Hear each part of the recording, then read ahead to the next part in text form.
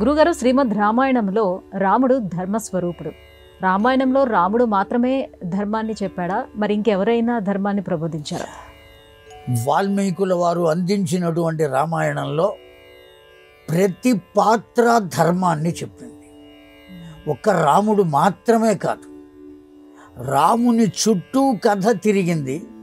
రాముడు ధర్మస్వరూపుడు అని రామాయణంలోనే ఉన్నటువంటి మారీచుడు అనేటువంటి రాక్షసుడు రావణాసురునితో చెప్పాడు.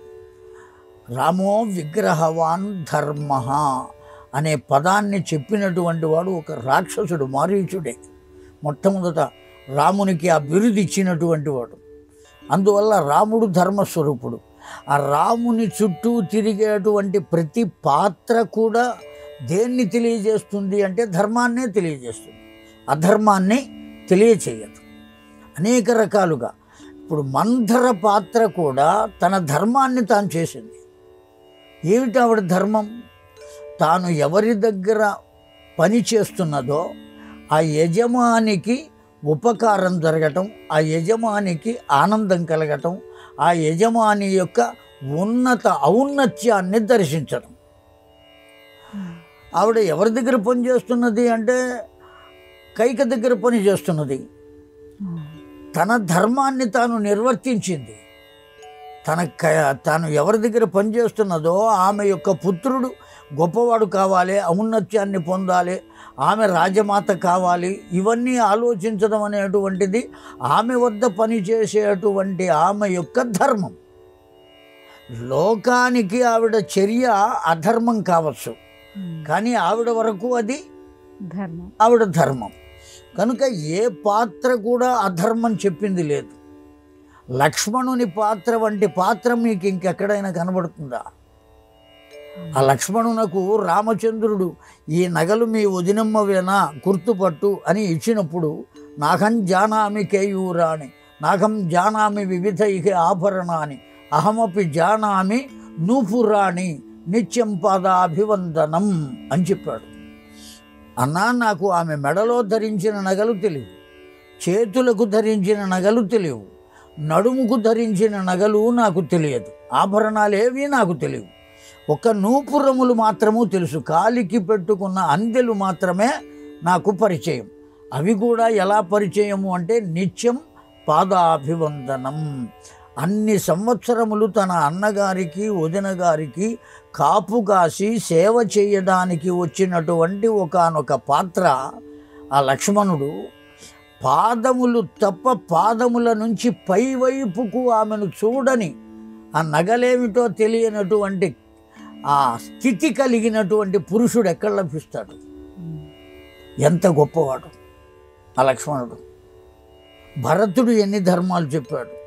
కనుక రామాయణంలో ధర్మము తెలియచేయని పాత్ర అంటూ ఏదీ లేదు.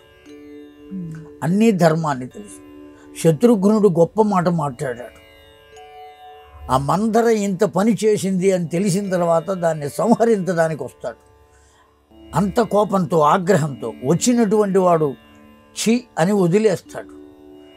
సంహరిద్దామని వచ్చిన వాడు మందరను ఎందుకు వదిలేశాడు అంటే ఆ శత్రుఘ్నుడు సమాధానం చెప్పాడు.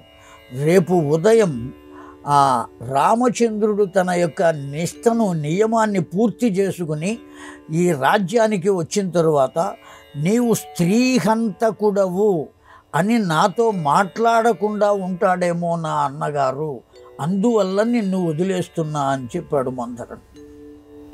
తన అన్నగారు తనతో ఎక్కడ మాట్లాడడు అని. ఇవాటి రోజున అన్నాతమ్ముళ్ళు మాట్లాడుకునేటువంటి వారు ఉన్నారు అంటే వారికి మనం నమస్కరించాలి. మొత్తం రామాయణ గ్రంథమే ధర్మానికి పుట్టినిల్లు. ధర్మము మొత్తం పోతపోసినటువంటి మూసపోసినటువంటి ముద్ద ఏది అంటే రామాయణ గ్రంథం. వాల్మీకుల వారు ఆ రామాయణ ధర్మాలను అలా మనకు ఎక్కడ ఒక్కటి కూడా వదిలిపెట్టకుండా ప్రతి పాత్ర ద్వారా, సుగ్రీవుని పాత్ర ద్వారా, వాలి పాత్ర ద్వారా, వాలి అడిగాడు రామచంద్రుణ్ణి, నీకు నాకు శత్రుత్వం లేదయ్యా, నువ్వు నన్ను ఎందుకు సంహరించినట్టు? శత్రుత్వం ఉంటే కదా సంహరించడానికి. నాకు నీకు శత్రుత్వం ఏమీ లేదే, ఎందువల్ల సంహరించావు, ఇది ధర్మమేనా అని అడిగితే ఏమని సమాధానం చెప్పాడు? తమ్ముని భార్య కూతురుతో సమానం. నీ తమ్ముడు సుగ్రీవుని భార్య రుమను నీవు స్వీకరించావు. కూతురిని స్వీకరించిన తండ్రికి శిక్ష ఏమిటి అంటే మరణదండన. ఈ కిష్కింధ కూడా మా అయోధ్య నగర పరిపాలనలోదే. నేను అయోధ్యకు రాజును, రాజుగారి కుమారుణ్ణి. ధర్మాన్ని నిలబెట్టవలసిన బాధ్యత నాకున్నది. తప్పు నీవు చేశావు గనుక నీకు నేను శిక్ష వేశానయ్యా అని చెప్పాడు రాముడు. కనుక ప్రతి పాత్ర ఎక్కడ తప్పుకోవడానికి వీరలేదు.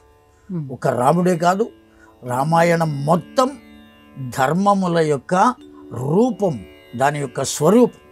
అంత గొప్పది రామాయణం.